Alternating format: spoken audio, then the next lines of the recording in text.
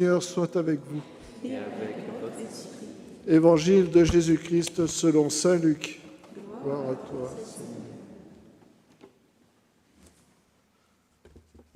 En ce temps-là, Jésus expulsait un démon qui rendait un homme muet. Lorsque le démon fut sorti, le muet se mit à parler et les foules furent dans l'admiration. Mais certains d'entre eux dirent: c'est par Belzéboul, le chef des démons, qu'il expulse les démons. D'autres, pour le mettre à l'épreuve, cherchaient à obtenir de lui un signe venant du ciel. Jésus, connaissant leurs pensées, leur dit: tout royaume divisé contre lui-même devient désert. Ses maisons s'écroulent les unes sur les autres. Si Satan, lui aussi, est divisé contre lui-même, comment son royaume tiendra-t-il? Vous dites en effet que c'est par Belzéboul que j'expulse les démons. Mais si c'est par Belzéboul que moi je les expulse, vos disciples, par qui les expulsent-ils? Dès lors, ils seront eux-mêmes vos juges. En revanche, si c'est par le doigt de Dieu que j'expulse les démons, c'est donc que le règne de Dieu est venu jusqu'à vous. Quand l'homme fort et bien armé garde son palais, tout ce qui lui appartient est en sécurité. Mais si un plus fort survient et triomphe de lui, il lui enlève son armement auquel il se fiait et il distribue tout ce dont il l'a dépouillé. Celui qui n'est pas avec moi est contre moi. Celui qui ne rassemble pas avec moi disperse. Acclamons la parole de Dieu. Louange à toi, Seigneur Jésus.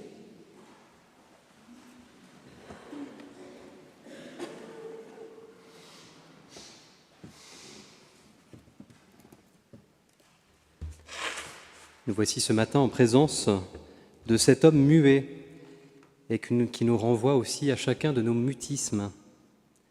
Combien de fois nous sommes effectivement muets, peut-être dans la vie conjugale, la vie religieuse, vis-à-vis de nos parents, vis-à-vis de nos frères et sœurs, vis-à-vis de nos enfants, avec cette incapacité de parler, incapacité peut-être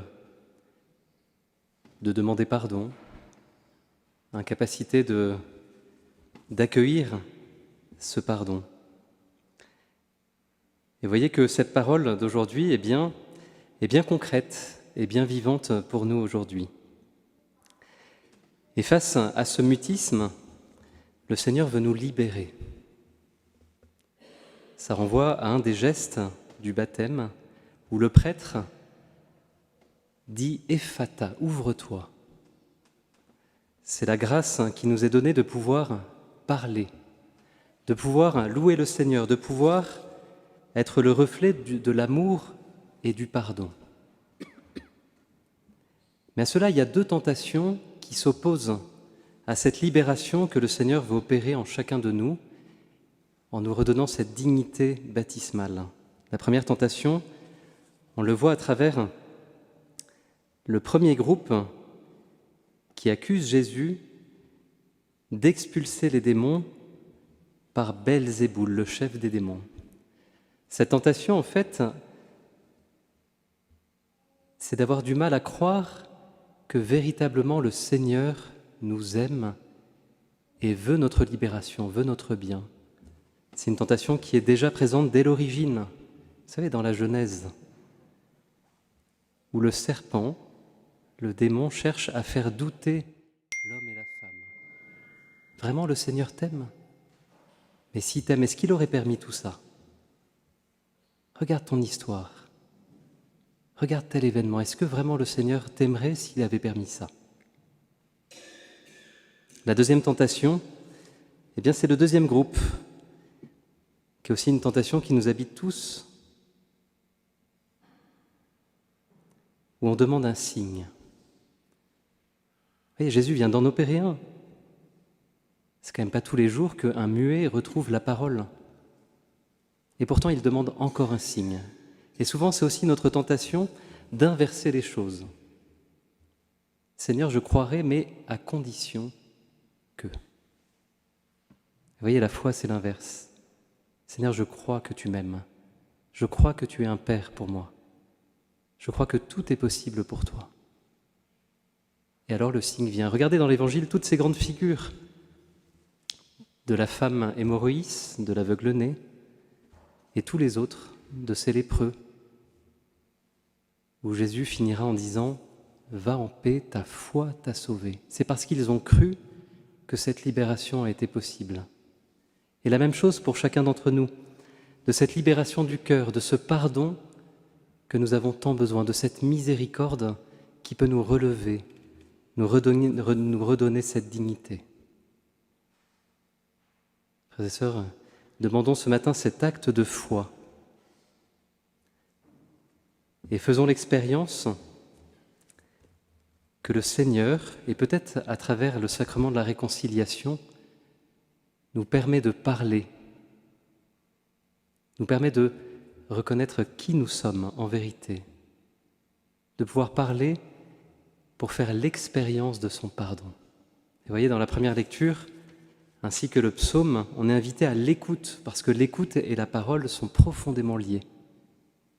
La plupart du temps, quand on est muet, eh bien, on ne peut pas entendre. Et inversement.